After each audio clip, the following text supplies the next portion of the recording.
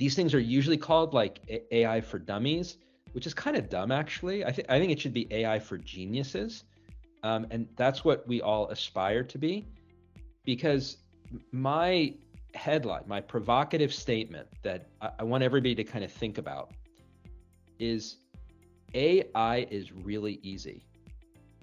And I know that might seem kind of odd, and it's easy for a very counterintuitive reason. The mathematical core of AI, like the real geek stuff that happens, like deep in the core of these models, it is literally impossibly complex.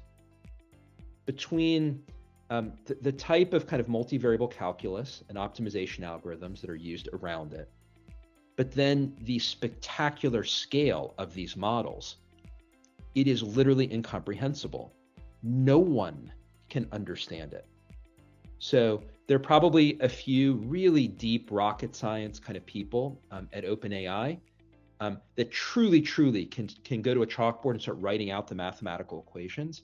But I would bet even in an OpenAI, it's a very small number of people that are incredibly deep in the gears of the model. And even those people that can understand it at a conceptual level cannot understand it at any kind of practical level, given the truly impenetrable size of that model. 187 billion parameters, 175 billion parameters is literally a number we cannot get our head around. No one can. And so I think the irony of it is because deep in the core of it, it's so spectacularly, incredibly, and impractically complex. The layers of abstraction that people have to build to do anything interesting and useful around these models actually are really simple.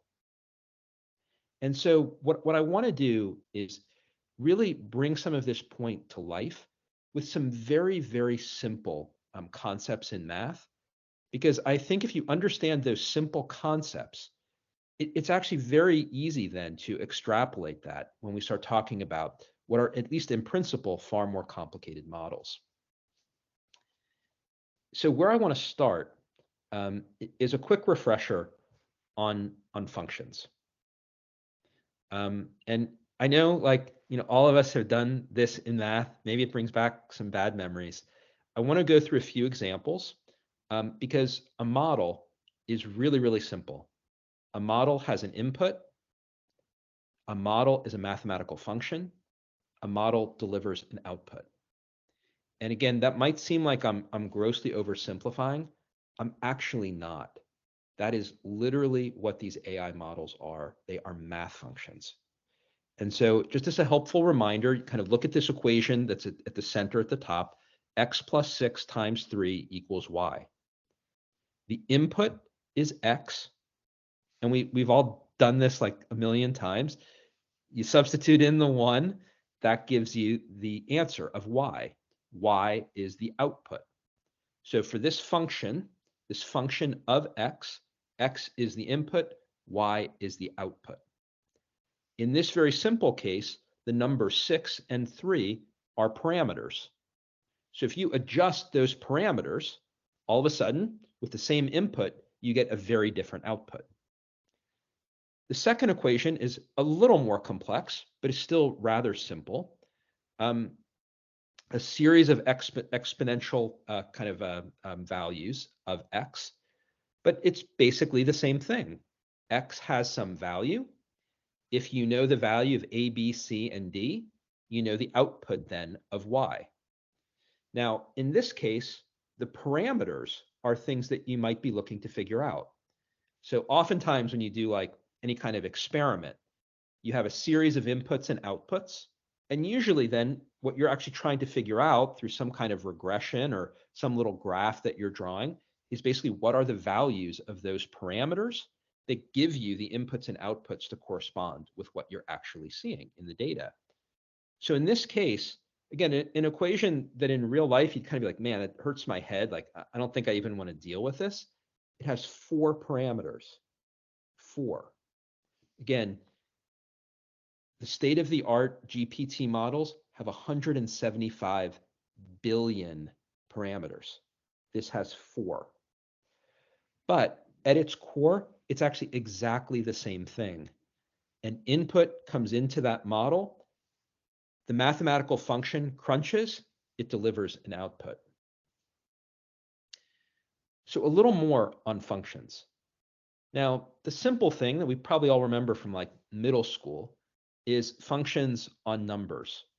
But probably at some point in high school or maybe in a little bit of college math, you saw that not just functions of a scalar number, but you can have functions very commonly on arrays, on matrices. These can be multidimensional, and it basically works the same way.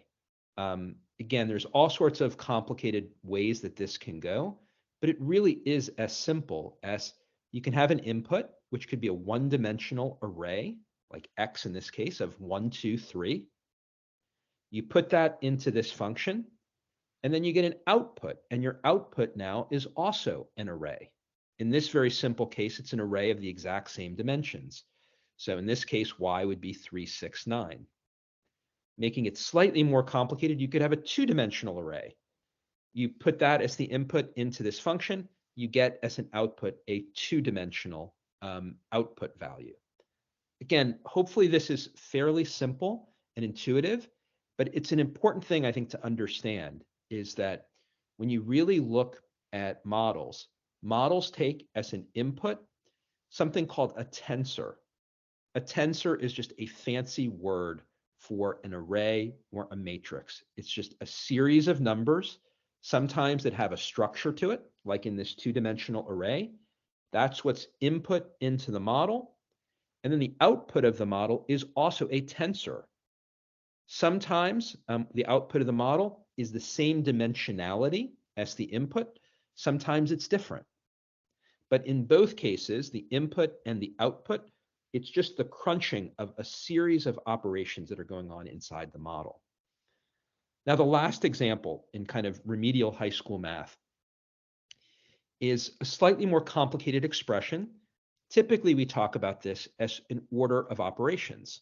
And the order of operations is, okay, to solve for this, first you add 3 to x. That's the first step.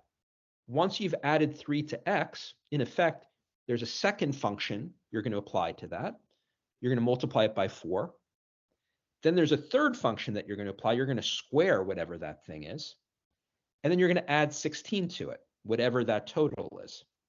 Now, usually we do this as order of operations, but hopefully it's fairly intuitive to follow what's right below the equation, which is you could represent this as a series of functions, and then you could layer those functions. And what this starts to do then is to think about it as a transformation or a series of transformation steps, discrete operations that are applied to convert x, the input, into y, the output. And the reason I wanted to make this point is the models are really, really big.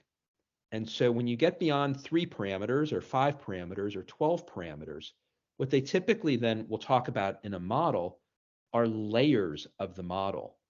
And the way to really think about the layers of the model is very much like this very simple little picture. It's a series of transformation steps. That's all it is. S, your little input, your little x, is going through this model at all the various layers. It's just being incrementally transformed. And one of the things that you'll do with a model, you may look at the output, the end output of it, but you can also look at some of the intermediate outputs.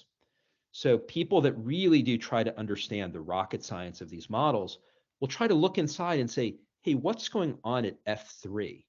What can I understand from what the input has been transformed into at that step F3? And what does that tell me about what the model is actually doing or how it's working? And embedding, which we've all talked about, you could think of as an interim output of a model. It's something that you would get probably not at the end step of the model. It's probably not your y, but it's one of those transformations in the middle of the model that you would want to extract because it has meaningful information to it. Now, the important thing to remember is every AI model is just a function. That's it. Like, no more, no less. And I think like in the public imagination, I think there's been such a disservice in a way through humanizing these models, of making it seem like there's some consciousness that they're processing, that they're thinking, they're evaluating, they're reasoning, maybe they're alive in some kind of way. All of these models, no matter how big they are or how complicated they are no more and no less than those really simple high school algebra examples that we just looked at. You stick in an input. The input consists of some numbers in the form of a tensor. The model yields an output, which is also a series of numbers. That's it. Now, the other important thing that you'll often hear about, with a model are its parameters. And in fact, if you read any research paper, or if you Google any of these models, they'll typically highlight, like up front, it's almost like the specs of like a car, like what the horsepower is. They'll tell you one of the first things will be the number of parameters in the model. The other way that you oftentimes hear it expressed is as weights and biases, but it's basically the same thing. And I'll explain a little bit more about where the language of weights and biases came from. But basically, the parameters of the model are just like those little algebraic expressions that we looked at. It's A, B, C, D, E, F, G, all the way down to 175 billion of those. And the operation of the model, whether when you put something in, if it gives you something good on the output, is a function of getting that combination of parameters trained and optimized. Because those parameters basically are what determine, with a given input, does it yield the output that you want? Now, the way these models have been built up over time, they're typically discussed as the configuration, the architecture, the topology, the layers. They're all really a fancy way of just doing this basic transformation of all these series of steps of how we're converting X into Y are in effect the layers of the model. And within each of those layers, there are sublayers and substructures and subways that they've combined all of these different parameters that they found are more or less optimized for a particular objective.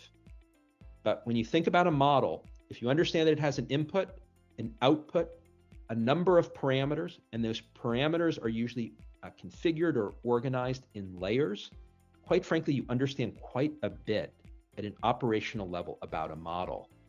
Because what's actually going on inside that thing, nobody can understand.